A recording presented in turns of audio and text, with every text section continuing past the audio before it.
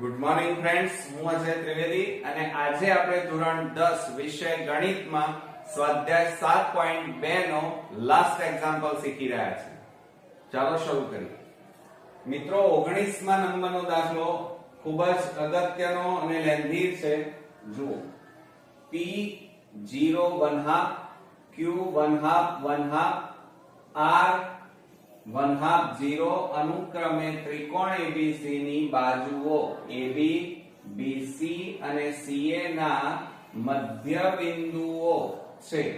તો A, B અને C ના યામ શોધો. હવે અહીંયા ત્રિકોણ ABC કીધું છે એટલે પહેલા તો આપણે આકૃતિ દોરીએ એટલે તમને થોડું વધારે ખબર પડે. જુઓ, આ આપણું ત્રિકોણ. અહીંયા નામ આપી દઈએ આપણે A, B અને C. આના યામ શોધવાના છે એટલે આપણે લઈ લઈએ x1 y1, આના યામ લઈ લઈએ x2 y2 લઈ લઈએ. આપ્યા નથી એટલે શોધવાના x3 y3 એમના યામ. હવે આપણને શું કહે છે? જુઓ કે આ P Q R એ મધ્ય બિંદુઓ છે. AB નું મધ્ય બિંદુ P, આ P, BC નું મધ્ય બિંદુ Q અને AC નું મધ્ય બિંદુ R છે એમ કીધું છે. બરોબર? અને એના યામ આપણને આપેલા છે 0 1/2 P ના યામ, Q ના યામ 1/2 1/2 કીધા છે અને R ના યામ આપ્યા છે 1/2 0 આપણને કીધા છે. બરોબર? ચાલો હવે AB રેખાખંડનું મધ્ય બિંદુ કયું છે મિત્રો? P. એટલે આપણે એ લઈશું. તો આપણે સૌપ્રથમ મધ્ય બિંદુ છે એ સૂત્રના આપણે ઉપયોગ કરીશું. તો અહીંયા પહેલા લખી કાઢીએ AB રેખાખંડનું મધ્ય બિંદુ P છે માટે P ના યામ, P બિંદુના યામ બરાબર સૂત્ર શું થાય? x1, જુઓ આ P એટલે x1 x2 x1 x2 ભાગ્યા 2 અને y1 y2 ભાગ્યા 2 થાય. બરોબર? આ આપણું સૂત્ર. બરોબર? હવે એમાં કિંમતો મૂકી દો. ચાલો, માટે શું થાય? P ના યામ તો કેટલા છે મિત્રો? 0 1/2 બરાબર કૌંસમાં x1, આના કોઈ યામ આપ્યા જ નથી એટલે x1 x2 છેદમાં 2 અને y1 y2 છેદમાં 2. કારણ કે આ તો આપેલા જ નથી, શોધવાના છે. હવે જુઓ મિત્રો, આ આપણને શું કહેવાય? x કહેવાય. આ x અને આ y કહેવાય. x નો x ની સાથે, y નો y ની સાથે સરખાવીએ તો શું થશે? જુઓ તો આ 0 બરાબર આ બે ને સરખાવો તો x1 x2 છેદમાં 2.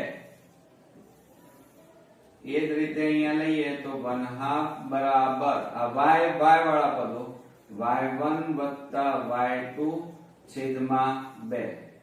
હવે આ બે ભાગાકારમાં છે, આ બાજુ જાય તો ગુણાકાર એટલે 0 થાય. તો x1 x2 બરાબર 2 ગુણ્યા 0 એટલે કેટલા આવ્યા? 0. એટલે આ રીતે આપણને અહીંયા પહેલો જવાબ મળે. અહીંયા શું થશે? જુઓ, આ બે ભાગાકારમાં આ બાજુ જાય તો ગુણાકાર 2 એકા 2 2 છેદમાં 2 બરાબર y1 y2. બરોબર? આ બે ઉડી જાય, બે ઉડી ગયા એટલે કેટલા વધે? તો આપણે અહીંયા લખીએ કે y1 y2 બરાબર કશું ના વધ્યું તો કેટલા વધ્યા? 1. તો આ એક આપણને જવાબ મળે. હવે આપણે શું કરી નાખીએ? જુઓ, હવે ત્યાર પછી હવે Q બિંદુ લઈએ. આને જરા આપણે અલગ કલરથી બોક્સ બનાવીએ એટલે આગળ ગણતરીમાં આપણને સરળતાથી મળી રહે. ચાલો, હવે આ Q બિંદુ એ BC રેખાખંડનું મધ્ય બિંદુ છે. તો આપણે એ લખી કાઢીએ કે Q એ બીસી રેખાખંડનું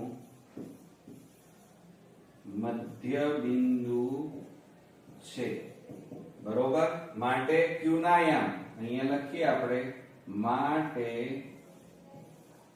q ના યામ બરાબર એનું સૂત્ર આપણે લખીએ x2 x3, તો x2 + x3 ભાગ્યા 2 અને y2 + y3 ભાગ્યા 2 થાય. આ એનું સૂત્ર,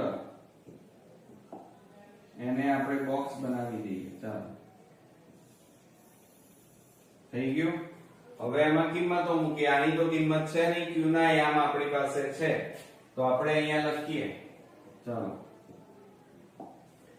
માટે q ના યામ 1/2 બરાબર અહીંયા કૌંસમાં આ લખીએ x1 અરે x2 + x3 ભાગ્યા 2 અને y2 + y3 ભાગ્યા 2, બરોબર. હવે એની અંદર જુઓ,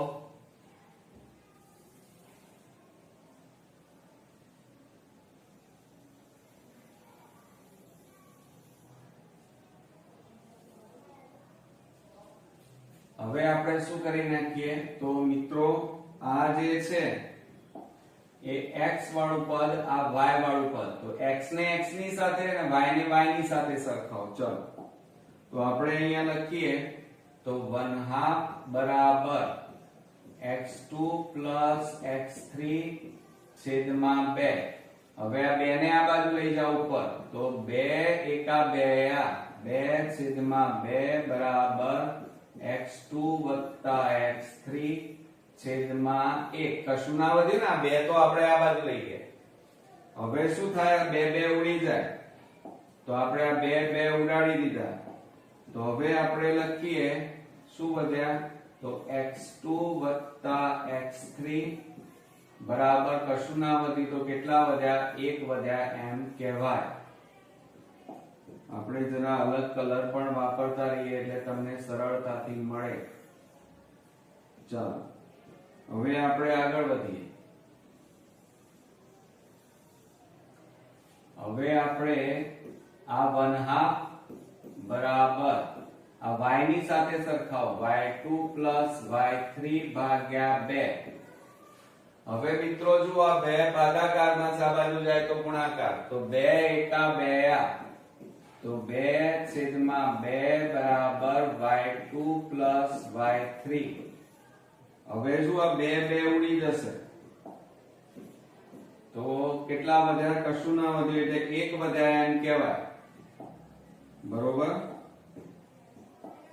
તો આપણે અહીંયા લખીએ y2 + y3 બરાબર 1. ક્લિયર. હવે એને આપણે બોક્સ બનાવી દઈએ.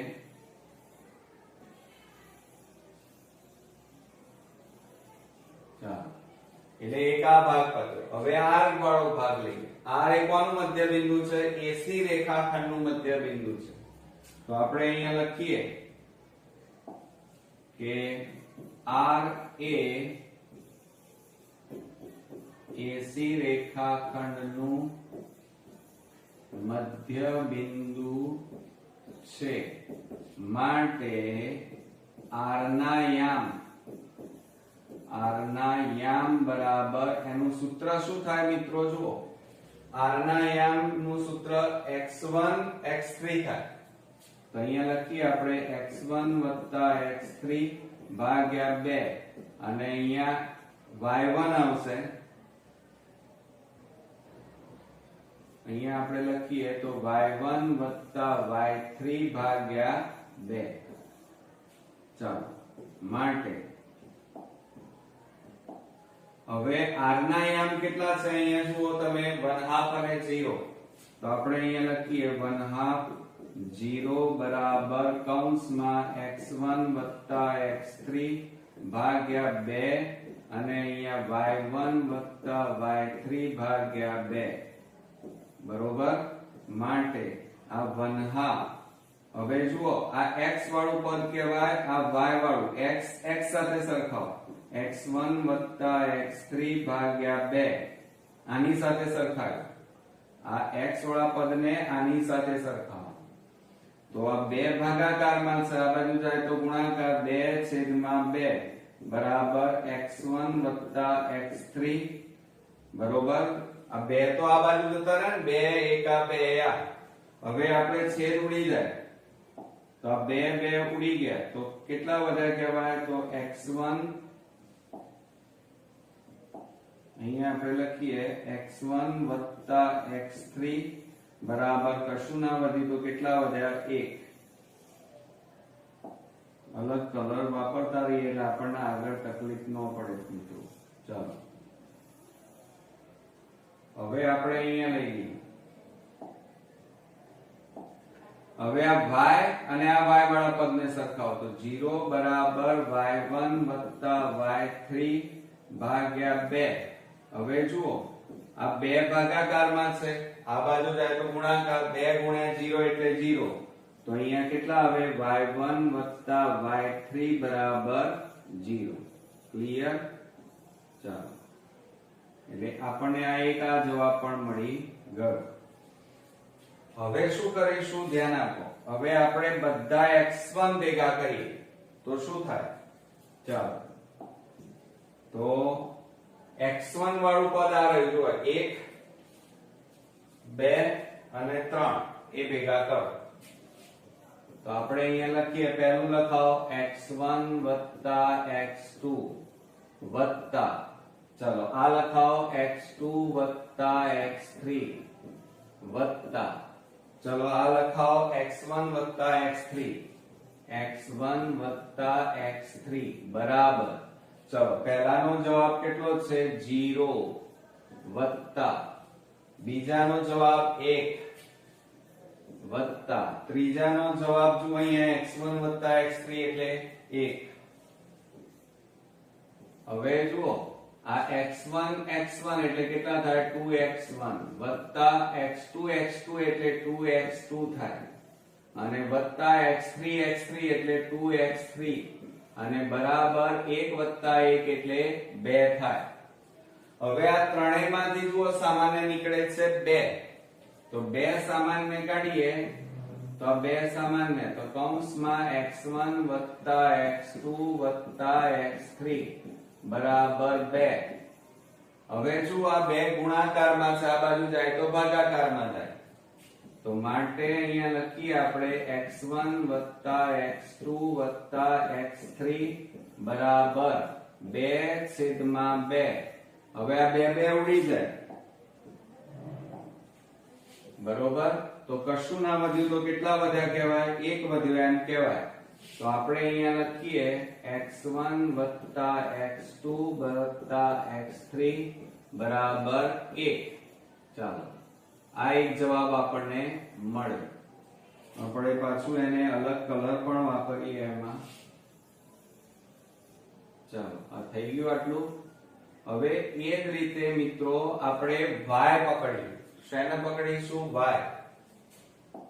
ચાલો y લઈએ તો y વાળા પદમાં અહીંયા જુઓ y1 y2 બરાબર 1 તો અહીંયા લખીએ y1 y2 પ્લસ અહીંયા જુઓ y2 y3 પ્લસ હજી અહીંયા જુઓ y1 y3 બરાબર. હવે જો આ પહેલાનો સરવાળો કેટલો છે 1 વત્તા y2 y3 કેટલા છે 1 વત્તા આ y1 y3 એટલે 0. હવે મિત્રો જુઓ y1 અને આ y1 એટલે કેટલા થાય, સરવાળો કરીએ 2y1 y2 એટલે 2y2 થાય વત્તા y3 એટલે 2y3 અને બરાબર 1 વત્તા 1 એટલે 2. હવે આ બે માં આ ત્રણેયમાંથી સામાન્ય કેટલા નીકળે 2 તો કૌંસમાં y1 y2 y3 બરાબર કેટલા મળે 2. હવે આ બે ગુણાકારમાં છે, પેલી બાજુ જાય તો ભાગાકારમાં તો માટે આપણે અહીંયા લખીએ y1 વત્તા y2 પ્લસ y3 બરાબર 2/2. હવે આ 2 ઉડી જાય. ચાલો આ 2 ઉડી ગયા.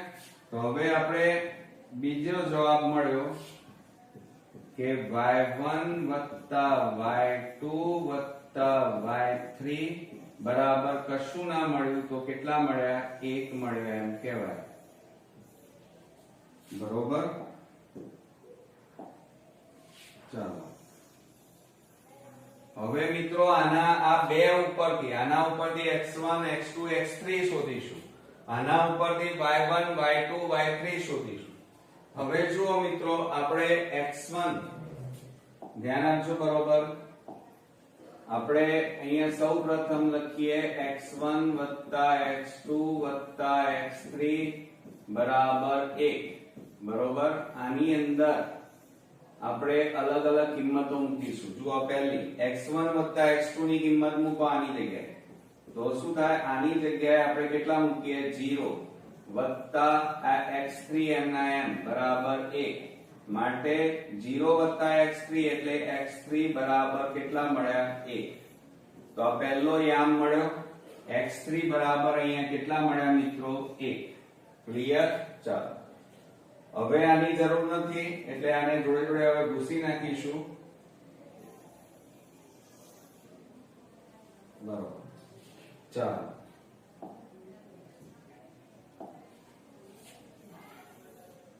હવે આની અંદર x1 x2 x3 આપણે ફરીથી લખીએ. x1 x2 x3 બરાબર 1. બરોબર.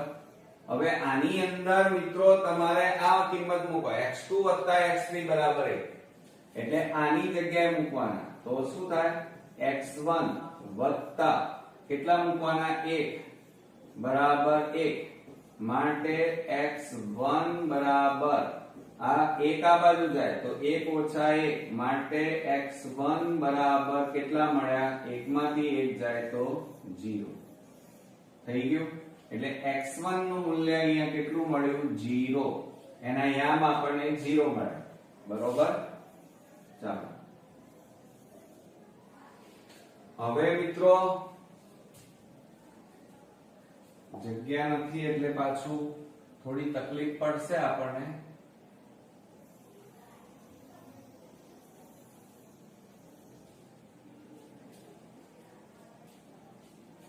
ચલો હજી આપણે અહીંયા થોડી કંજુસાઈ કરીએ. આપણે અહીંયા લખીએ કે x1 x2 x3 બરાબર 1. ફરીથી લખ્યું. હવે એની અંદર જુઓ મિત્રો તમારે શું કરવાનું? x1 x3 બરાબર 1. આ x1 x3 બરાબર કેટલા મૂકવાના? 1 વત્તા આ x2 એમના એમ બરાબર આ બાજુ કેટલા છે? 1. માટે આ x2 બરાબર આ 1 પ્લસ 1 આ બાજુ જાય -1 માટે x2 બરાબર 1 માંથી 1 જાય તો 0 એટલે x2 પણ મળી ગયા. તો અહીંયા કેટલા યામ મળ્યા? 0. ક્લિયર? હવે આપણે y ના યામ શોધવાના છે મિત્રો. ચાલો તો હવે આપણે y ના યામ શોધવા હોય તો આપણે શું કરી નાખીએ? ધ્યાન આપો.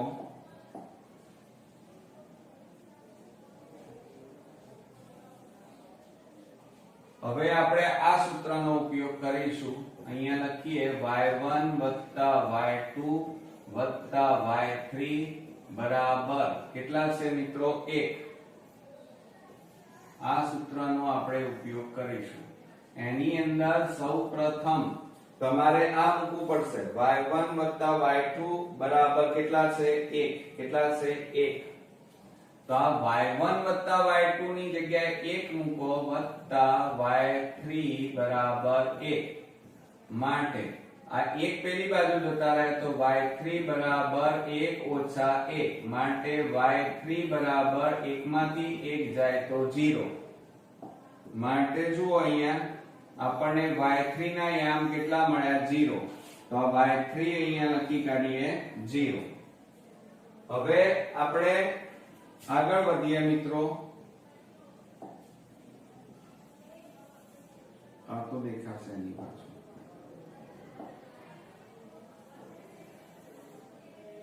ચાલો હવે ફરીથી અહીંયા લખીએ આપણે y1 y2 y3 બરાબર 1. આ સૂત્રમાં હવે સેકન્ડ કિંમત મૂકીશું બીજા નંબરની. કઈ છે જુઓ, આ તો મૂકીએ, આ મૂકીશું y2 y3 બરાબર 1. તો જુઓ અહીંયા આ y2 y1 એમના એમ અને આ y2 y3 એટલે કેટલા આવે 1 બરાબર 1 માટે y1 બરાબર 1. આ 1 પેલી બાજુ જાય -1 માટે y1 બરાબર 1 માંથી 1 જાય તો કેટલા રહે 0. એટલે આ રીતે આપણને અહીંયા જુઓ બીજા યામ મળ્યા y1 ના. કેટલા મળ્યા y1 ના 0. હવે y1 એટલે અહીંયા આવ્યો આ આપણને કેટલા મળ્યા 0. ક્લિયર? ચાલો હવે હજી આપણી પાસે એક બાકી રહેશે.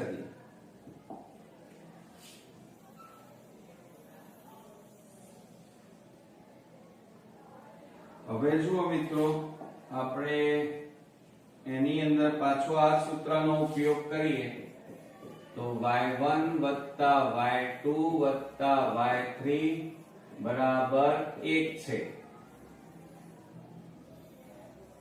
અને એની અંદર ત્રીજા નંબરની કિંમત મૂકો. આ રહી જુઓ y1 y3 બરાબર 0. તો y1 y3 એટલે વધ્યા કેટલા y2 અને આનો સરવાળો કેટલો છે 0. તો 0 બરાબર 1 અને y2 0 એટલે y2 જ થાય અને બરાબર કેટલા આવે 1. તો આ રીતે જુઓ મિત્રો આપણને y2 પણ આપણને મળી ગયા. ક્લિયર? તો અહીંયા લખી કાઢીએ y2 બરાબર આપણને કેટલા મળ્યા 1. બધા યામ આપણી પાસે x1 y1 x2 y2 x3 y3 ના મળી ગયા છે. હવે આની જરૂર નથી એટલે હું ભૂસી નાખી અને જવાબ લખું છું મિત્રો.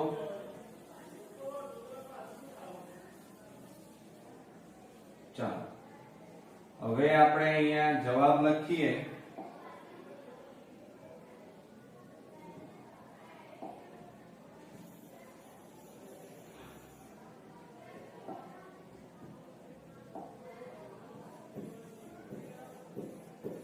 આન્સર કરીને લખીએ કે ત્રિકોણ ABC ના યામ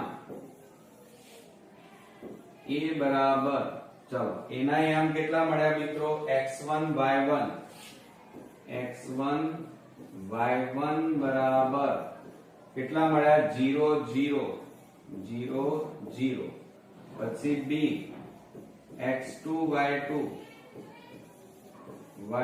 બરાબર x2 y2 એટલે કેટલા છે જો 0 1 0 અને 1 મળે અને C બિંદુના યામ એટલે શું થાય x3 y3 થાય અને એના યામ આપણને કેટલા મળ્યા 1 0 મળ્યા 0 છે. તો આવડશે મિત્રો.